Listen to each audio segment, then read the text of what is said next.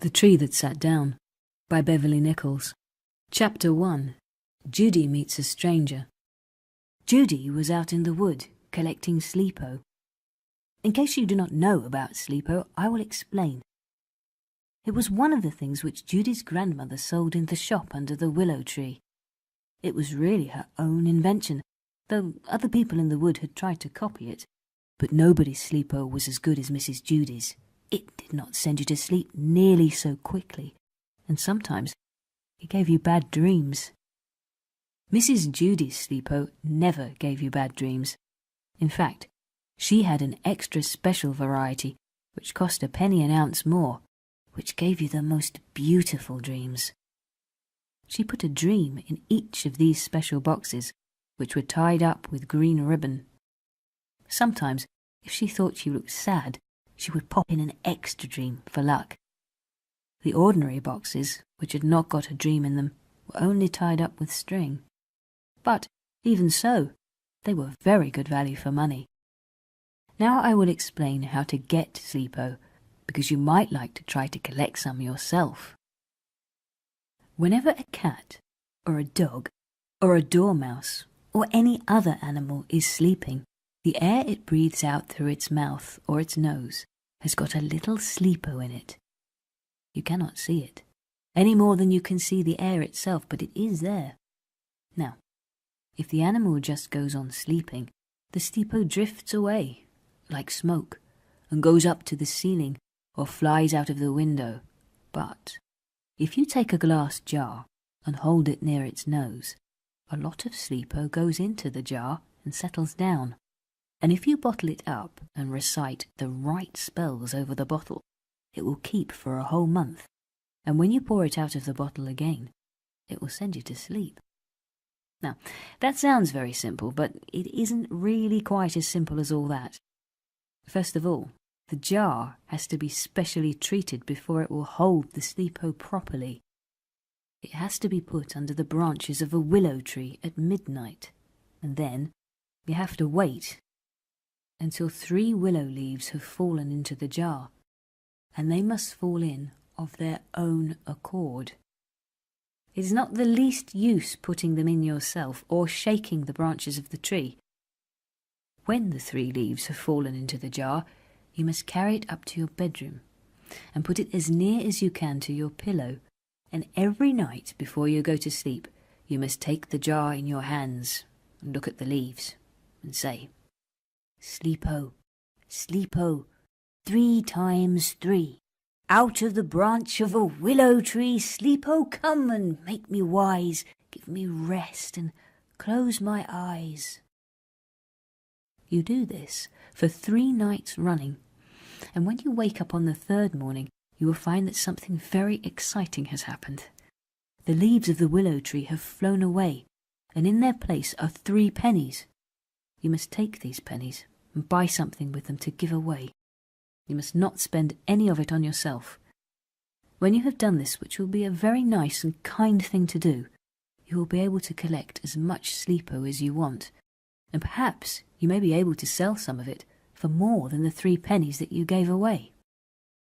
Now, let us get back to Judy in the wood and see how she's getting on. She has just been holding the jar in front of the nose of a baby leopard. It was lying fast asleep in the sun, and a lot of sleepo was coming from its nose. And then a fly settled on its tail, and the baby leopard seemed to twist and turn, and not so much sleepo came. So she closed the jar and walked on. She came to a cornfield in a clearing, and wondered if she should go in and look for dormice. They were always sleepy, and it was a very good quality of sleepo which one collected from them, because they were such amiable animals and always had the nicest thoughts. However, they were also very small, and it took a dreadfully long time to collect any quantity. You had to hold the jar in front of at least 20 dormice before you got more than half an ounce. What she really wanted was somebody like old Mr. Sloth, who hung from a tree with sleepo pouring from him in bucketfuls.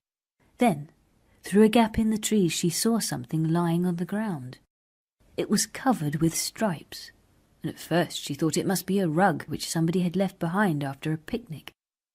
But when she looked more closely, her heart beat fast with excitement because she saw it was a little zebra, sound asleep. And when zebras slept, they slept very heavily indeed. If she could only tiptoe across without waking him up, she would be able to fill her jar in no time and go home to tea. Very cautiously, she began to creep through the bushes. Now and then the branch of a wild rose caught in her skirt, and once she nearly stumbled over a stone. But step by step she drew nearer to the zebra. What a pretty little thing he was! He looked so tired. His front legs were crossed over each other, and his head was thrown back into a cluster of ferns. She could see the sleepo rising regularly in tiny puffs through the ferns, like pale blue smoke. She was nearly on him now, and was just about to undo the lid of her jar when suddenly the air was rent with a shrill cry. Out of the shadows leapt a boy, with a ragged shirt and red hair. Over his head he waved a glass jar. With a single jump he landed on the zebra's back and clamped the jar over its nose. For a second the poor little beast seemed stunned. Then it jumped to its feet with a loud "No!" The boy was still holding the jar to its nose, but when the zebra leapt up he was thrown from its back into a bramble bush. As he fell, he clutched his jar very closely to him. The zebra darted away into the woods, and the boy scrambled to his feet. Judy wondered where she had seen him before. Then she remembered. Of course, it was Sam, whose grandfather had just bought the only other shop in the wood, which was called the Shop in the Ford. We will tell you more about this shop later. Judy did not like the look of Sam very much, but she was a polite little girl, so she said, "Good afternoon." "What's good about the afternoon?" snapped Sam. "And who are you, anyway?" "I live in the shop under the willow tree." "That old dump!" Sam made a rude face. "I wouldn't live in a place like that if you paid me £1,000. Judy was about to say that it was not very likely that anybody would want to pay him £1,000 when she noticed that his knee was scratched. "Oh, you've hurt yourself," she cried. "It's nothing," he retorted. "Anyway, it's none of your business." "Really?" thought Judy. "He is the rudest boy I ever met." However, she made another effort to be pleasant. "Were you collecting Sleepo?" she asked. "Sleepo? That stuff? Of course not. I was collecting Waco." "Waco? Whatever's that?" "It wakes you up.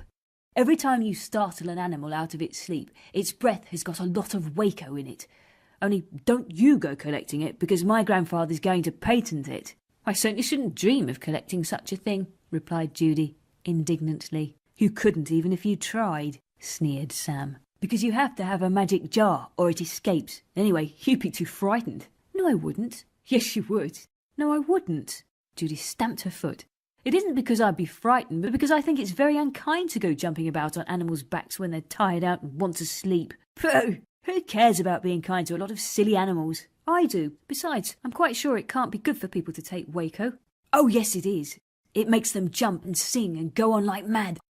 Old Mrs. Parrot bought some the other day. She's 108, and after the first dose, she climbed to the top of the tree and began to sing hymns." "I don't think people ought to sing hymns on the tops of trees, not if they're 108, replied Judy severely. "She might have fallen down and broken her neck." "All the better," chuckled Sam. "Then we could have sold her some Necco to mend it again." "Don't you ever think of anything but selling things and making money?" asked Judy. "Not very often. I'm going to be a millionaire. That's more than you'll ever be. In fact, if you don't look out, you won't have anything left at all. You'll be turned out of that old shop of yours." Judy felt a little cold shudder run down her spine, for her granny was very poor and was always afraid of being turned out of the shop. "How do you mean?" she whispered. "I mean that all the animals are going to come to our shop. We're going to sell all sorts of new things, and they'll be much cheaper, and we're going to advertise." "Advertise? Whatever's that?" "Of course you wouldn't know. It means painting things on tree trunks and writing things on leaves." "What sort of things?" "Things letting the animals know we've got everything they want, telling them that we can cure them of all their illnesses." "But can you?" "Oh, of course not. But we shall say we can. What does it matter as long as we get their money?" "It sounds downright wicked," cried Judy. "You only say that because you didn't think of it yourself." "I should be ashamed if I did think of such things. It's wicked, telling lies to poor animals." "Oh, you are goody-goody," jeered Sam.